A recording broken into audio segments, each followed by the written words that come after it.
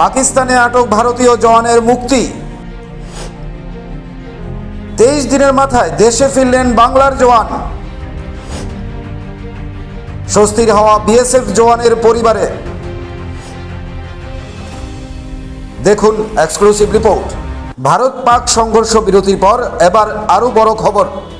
ভারতের চাপে আটক বিএসএফ জওয়ান পূর্ণম কুমার সাউকে ছেড়ে দিতে বাধ্য হলো পাকিস্তান। টানা 23 দিনের মাথায় দেশে ফিরলেন বাংলার এই জওয়ান। হাঁপ ছেড়ে বাঁচলেন স্ত্রী রজনী সাউ। পাকিস্তানকে দুর্মুষ করার পরেও বায়ুসেনা পাইলট অভিনন্দন বর্তমানের পর পূর্ণমকে ছাড়িয়ে আনা ভারতের বড় কূটনৈতিক জয় বলেই মনে করা হচ্ছে। প্রায় 3 সপ্তাহ আগে পাঞ্জাবের ফিরোজপুর সীমান্ত থেকে পূর্ণমকে আটক করে পাক রেঞ্জার্সরা। জানা গেছে বুধবার আটারি সীমান্তে পূর্ণমকে ভারতের হাতে অর্পণ করে পাক রেঞ্জাররা। গত সোমবার ভারত পাকিস্তানের ডিজিএমও পর্যায়ে বৈঠক হয়। সেখানে পূর্ণমের বিষয়টি তোলা হয়েছিল। ভারতের পক্ষ থেকে বলা হয়, এই জওয়ান কোনো নিয়ম ভঙ্গ করেননি, তাই তাকে ফেরত দেওয়া হোক। ভারতের সেই দাবি মেনে নিল পাকিস্তান। পূর্ণমের মুক্তিতে স্বস্তি ফিরল পূর্ণমের রিশার বাড়িতে। ভারত পাক সংঘর্ষের পরিপ্রেক্ষিতে দুদেশের মধ্যে উত্তেজনা চরমে ওঠে।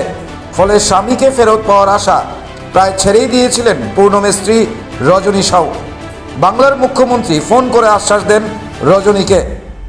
রজনী বলেন, মুখ্যমন্ত্রী ফোন করেছিলেন, বললেন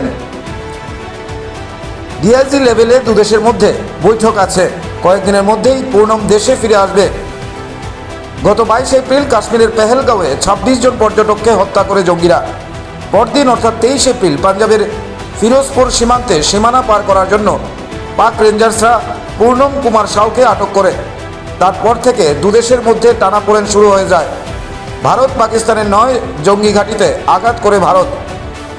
ফলে পরিস্থিতি আরও খারাপ হয়ে যায়। পূর্ণমের ফেরার বিষয়টি জটিল হয়ে ওঠে, কিন্তু পাকিস্তানের ওয়াঘা বর্ডারে শেষ পর্যন্ত ভারতের হাতে তুলে দেওয়া হয় পূর্ণমকে। অবসরপ্রাপ্ত সেনাকর্তা কর্নেল রাজেন্দ্র ভাদুরী বলেন, যখন প্রথম খবরটা এলো যে পূর্ণমকে ধরে নিয়েছে পাকিস্তান, তখন বলেছিলাম পাকিস্তান ওকে অপহরণ করেছে। পাশাপাশি জয়সলমের সীমান্তে এক পাক রেঞ্জার্সকে আমরা আটক করি। তখনই বলেছিলাম এখন উত্তেজিত হওয়ার কারণ নেই, উত্তেজনা থামলে পূর্ণমকে অফিসিয়ালি ফেরত আনা হবে। সেভাবেই সে ফেরত এসেছে। Bureau report, reporter TV, Kolkata.